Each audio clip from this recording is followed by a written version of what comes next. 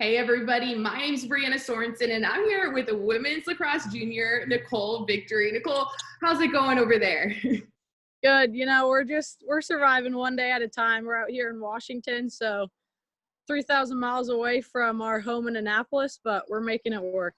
Yeah, so explain to me, where exactly are you in Washington? I'm like 10 minutes east of Seattle, so a little bit closer to the mountains, but yeah, 10 or 15-minute drive gets me right into the city. And currently, I know in Washington, there's about 8,300 cases, but that first initial coronavirus case in the United States was in Washington. So tell me what was your initial reaction when you found out that this coronavirus was in your home state? I know it was definitely crazy at first, and my first thought was, oh no, like, do I want to go home? Like when they told us that not to come back from spring break, I was like, well, maybe I'll just go stay at a family member's house, stuff like that. But I ended up just coming home, just wanting to be with family and everything like that. But it was definitely a shock to hear that it was in Seattle, and everybody started making fun of me. They're like, oh, you're going to be the first one on the team to get it, like stuff like that. But yeah, thankfully, me and my family are also healthy, so yeah, it's declining also, which is good in Washington since everybody's kind of staying at home doing what they're told. So yeah, we're just like everybody else now, just staying at home, trying to make it all work. Yeah, tell me, have you seen a big difference even with the news and what it was like from when it first happened, like when it was increasing like so fast to now that it's finally in Washington starting to decline?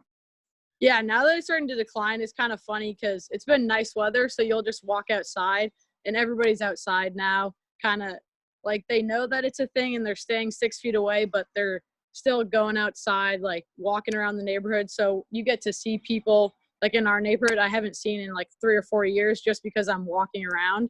But a couple of weeks ago, everybody like wouldn't even step foot outside of their house because it was like so big that nobody wanted to obviously contract it or give it to any of their family members or whatnot. And did you have, I know I'm sure a lot of people like on your team and coaches and so knew that you were in Washington. Did a lot of people, check up on you and be like, hey, is everything okay there? Since that, like Washington was almost the only thing you saw on the news for a while.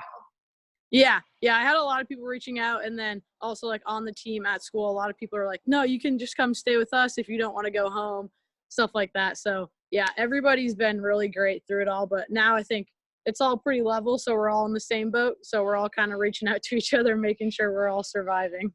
Yeah, and especially I've seen on the team, you guys have had some bonding time. I saw on Twitter recently that you guys had an April Fool's trivia night. So tell me a little bit about how you've been keeping in contact with the team.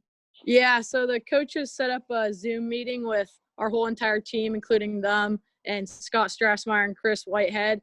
And so all of us logged on there, and then each of the coaches just asked, I think it was like 5 questions each. And then Coach Cindy had the bonus round. And then we just kind of waited, and they would ask the question. We'd all unmute our mics, say the answer, and whatnot. So that was really fun. You definitely got to see who was smart and knows pop culture and trivia. So yeah, it was a really fun time. And the coaches are doing a good job, like checking in on us all, making sure we're doing okay. So it's really awesome. How did you do specifically in the trivia night? Not good. I'm not a big trivia person. I got some of the like sports references and whatnot, but other than that, I was silent.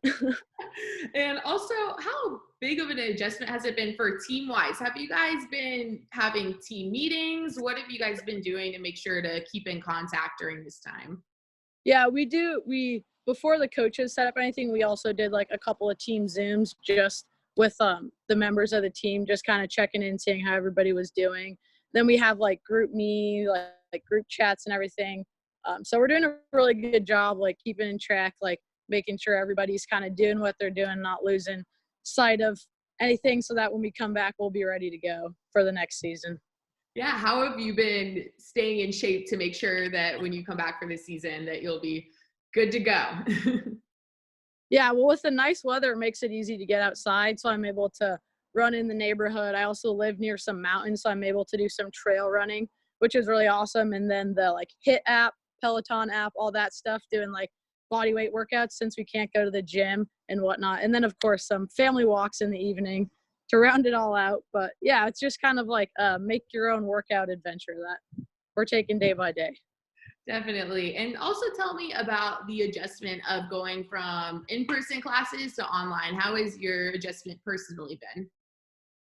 Mine's a little bit of a roller coaster. You got some of my teachers have really bought into it, and we have class time, and they're setting up like extra help with videos and whatnot because they know it can be hard not being in class. And then some of my teachers are kind of like, well, here's a video. We'll just send it to you. Like you teach yourself the material, you have the notes. So like it's kind of 50-50, a little bit harder in some of my classes where I don't really know what's going on, and I'm just trying to make it day by day and have the teachers help me as much as I can. But I mean, we only have like 3 more weeks of school left, so just kind of faking it till I make it.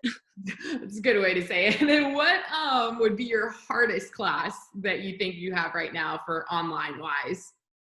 I'm in like a thermodynamics 2 class right now, kind of a continuation from thermo 1 from last semester, and that class I'm very much struggling in. So I'm we'll sure see what that's happens with that. hard going, especially online with that, since you can't really see Yeah. the whatever structures and everything in person. Mhm. And Yeah, it's a change because a lot of that stuff is in like textbooks and whatnot. And obviously, I couldn't bring any of those home, so we're just yep.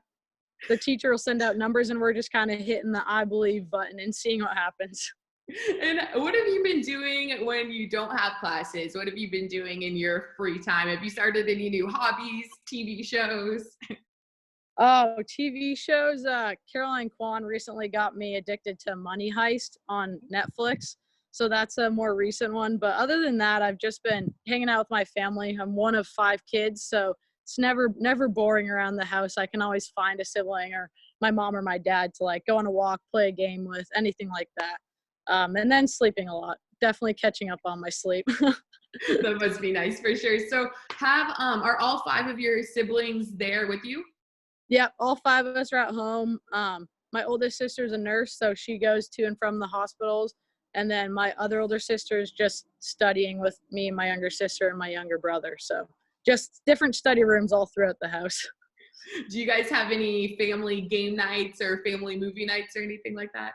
Oh yeah, it'll kind of just be whatever happens.